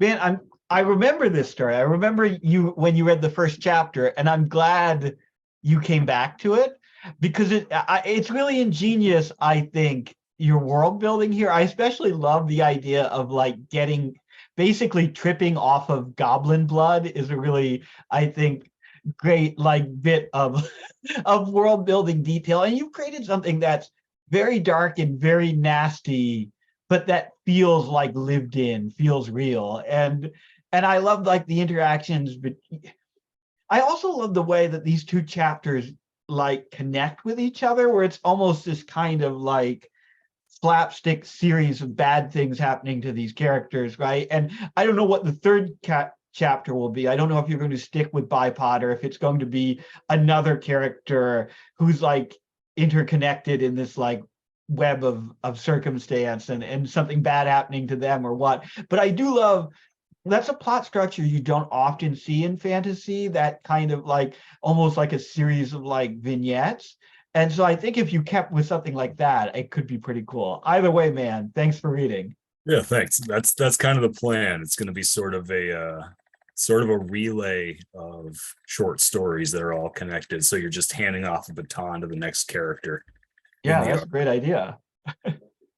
Thank you, man. Closing out the night. Oh, and also, Brandon, I'm glad you read at the Voidspace reading, because I think it's the perfect reading for you to read at, because I think there's a real continuity.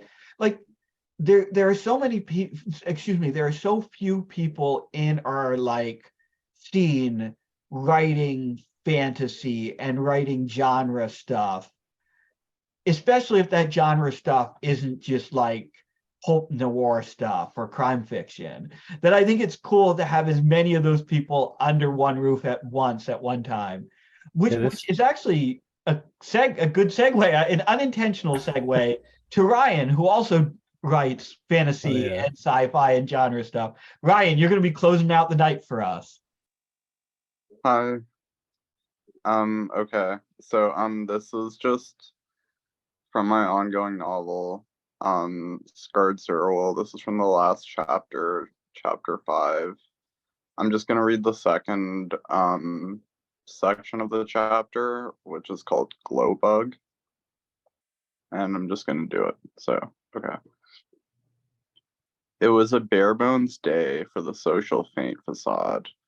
Her creds were jumped so hard that her choker threw in some pure set just to stop her pulsing out of her skin. She'd said to the local area, "You know we were all made of ash, and wait to blow away in time's wind. Streak to nothing, well, I guess you all grow beards." As if it's anyone's time, you know? Nah, he'd said he'd had to dip, ghosted her hard enough to bruise. So she'd been talking herself into more work, or trying to. Flaking to the fringe like the skin basing the nails in one of those dry chills that had been all the frost giants were saying then. Saying nothings against other nothings in the substrata of cool tactica, there was nothing left of the silence she'd let simmer for so long. I can leave the clot, go with its flow to the fringes where the belt bleeds through even unsmoked. He bugged on his exit, so hard she thought, frenzied by the choker, that no one had the right to just go like that, stare burned through her like if her choker told her to take a left-hand path under an Aquarian moon. Her thoughts fire in the swim, alone against the still void with barest of membrane. With those types you try hard, never win. You could be scraped like gum over the sidewalk from a mistake by the choker, mistake by you, mistake by both of you getting here, and still the world turns beneath you. The techno-death cuts so deep into the morass that echoes of dagger notes swim beneath the surface sky. Thin film is hard to divide, can be broken, but never breached. The skin folds, but the memories beneath are not there. Even and yet for sure if you're looking hard.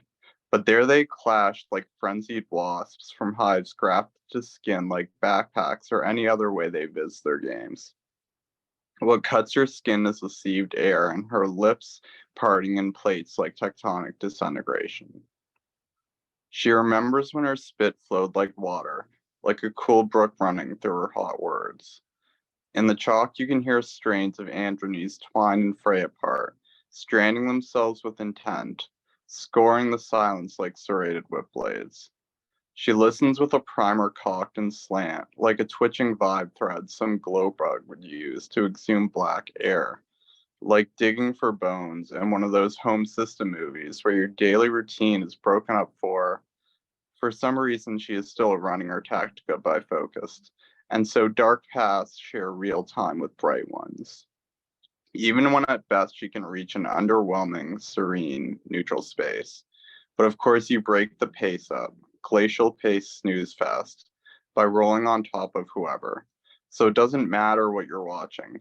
Could be Asiatic dog collar explo while you're so high on side-decked holics you could swim through the room that right now presses on you like a velvet mattress. This place was at the end of a rope, made me feel guided there, drawn and led, and so now that I'm at last entombed by ice, all I can feel is the splint of my breath meeting breath in the chasm tight tunneled through our throats. So I'm assured there's a place for me forever. But where will my soul flee to unholicked, with nothing stifling the flight of breath from my lungs through my skin and tumbling endless away and fading? So out into the whiter ribbon whose traces stream through her blood whenever she follows the right star, whose traces are enough to sketch it in vagueness in her mind, as if the way blood courses the veins runs the raw film of spidered lines like dogs, sifting through the bones, and blush spreads, not thrilling just because it's life, it's living. She has a shadow of it, the white ribbon and what is beyond the pale. Fine gossamer ribbons and strands of the true spirit in blue rivers of light. The strands of blue light run as if in parallax with the strains of andronies that couple and part in the harmonic that slips through and past and over the still void and burns silver into the haptic swim. Until word is just an echo passing over and past, which is really the only way to keep it from the belt. That stuff makes up the milk of the chalk that splashes pale bright color to the flume else swallowed by darkness. To hear more of it, a primer kept sweeping the soundscape, which is noise scattered over a fog pall It has smeared all but the most Tactica effect noters with the discolor of NMP. Like when you're so sick of what you're reading that you reach for the ink vial.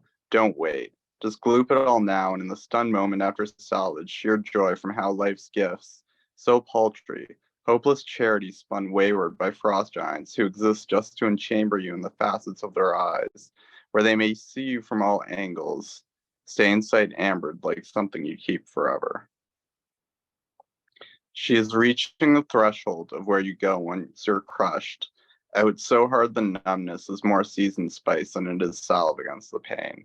Like needles poking and prodding and pushing away blood, but clawing along nerve, running it like dogs run.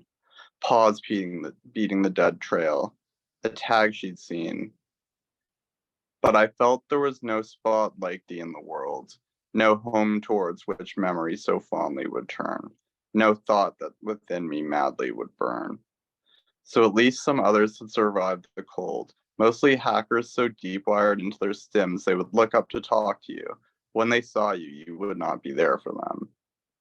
No, for them you are always and all the time, like another piece they're pushing or placing, and then of course they overflow. The depth hits, and for the first time in a while they look at you like your glazed soju tart. Well, they crud jumped you for the priv. But isn't that another mask? Like they don't care until they care? But of course some void in them is tumored out to abscess their heart while they weren't looking. Am I like that to you, a rushing breath frantic?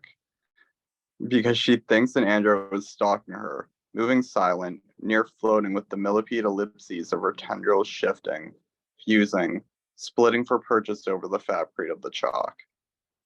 Frantic whispered out as breath forced from lungs to nothing. With her scanner, she's getting pinged steady cadence, like in the pattern of rainfall, and the way even and deflected trips the scrapers, getting quick in enough to carve a runway groove. Doesn't know Ayanoon would be so brave, running ersatz stupid all through her trails, because the bloom pulsing through her spools, through some grip-on strength like marrow, is the way she has come, and the way miscellany of tacticas, and Vel knows whatever the recyclers have ordered all these waypoints. 1-0 is present, past, that is how to read the stream, and so all strands are one in the end, a comfort for the theographa of their morassed apokeers.